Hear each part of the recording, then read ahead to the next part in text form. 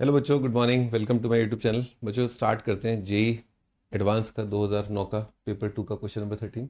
X Y Z be points with integer coordinates. Integer coordinates मतलब तीनों X Y Z integer है। Satisfying the system of homogeneous equation है। ये homogeneous I hope आपको दिख रहा होगा। क्वेश्चन फाइल तो है आपके पास। होमोजेनस का मतलब क्या होता है आपको पता ही है। प्योरली 1 डिग्री टर्म्स ही हो, एब्सोल्यूट टर्म ना हो उसके अंदर। ठीक है, तो अपने को रखा है 3x minus Y minus Z zero. सही बात है, एब्सोल्यूट टर्म नहीं है। अगेन एब्सोल्यूट टर्म नहीं है। और एक्स वाई जेड में लीनियर इक्वेशन दे रखा है।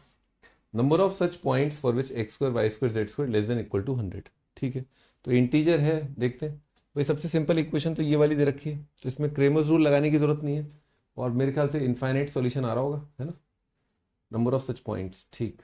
इनफाइनाइट सॉल्यूशन एक बार चेक कर लें। तो पहला वाला 3 - 1 - 1, एक्स का -3 0 1 -3 2 1, है ना। ये एक बार चेक कर लेते हैं।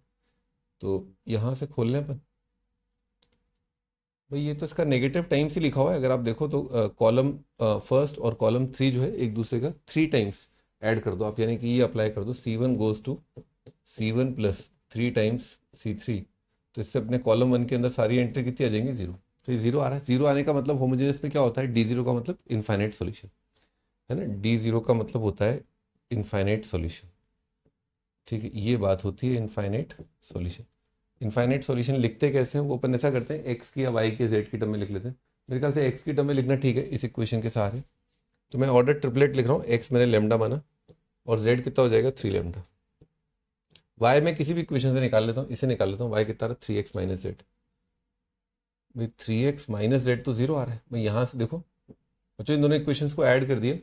ऐड किया तो 3x माइनस 6 कट गया, माइनस जेड जेड कट गया। कितना आ गया? Y is equal to 0। तो यानी कि इनफाइनाइट सॉल्यूशन में y तो हमेशा ही 0 आ रहा है, लो। ठीक है, तो बेसिकली उसने ये पूछा है x square plus Z square जो है लेस देन इक्वल टू 100 होना चाहिए। नंबर ऑफ सच पॉइंट्स, ठीक है। तो वो पॉइंट्स इस तरह के होंगे, इसमें अपन लेमडा की जगह पुट करते रहेंगे।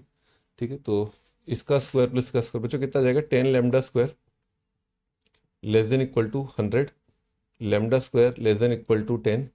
तो यहाँ से लेमडा की जो इंटीजर वैल्यू आ रही है वो आ रही है आपकी -3 से लेकर के 3 आ जाएंगी, करेक्ट। -3 से 3, तो -3 रखा 1 पॉइंट, -2 रखा 1 पॉइंट, -1 रखा 1 पॉइंट, 0 1 2 3, तो 7 पॉइंट आ जाएंगे ना। तो 7 अपना आंसर है। 7 भिन्न भिन्न पॉइंट्स आ रहे हैं यहाँ पर। लेमडा की वैल्यू -3 -2 से लेकर के 3 रखने पर, है ना। ठीक है, सिंपल सा सवाल है, होमोजेनस का आता है अपने को, है ना। और इसमें एक इनफाइनाइट सॉल्यूशन लिखने का तरीका ये भी अपने को पता होना चाहिए कि अपन इनफाइनाइट सॉल्यूशन जब लिखें और उसमें 0 0 0 एक आंसर है तो लेमडा कुछ आया नहीं, कभी कभार यहाँ पर भी लेमडा आ जाता है। ठीक है भाई, ओके बाय।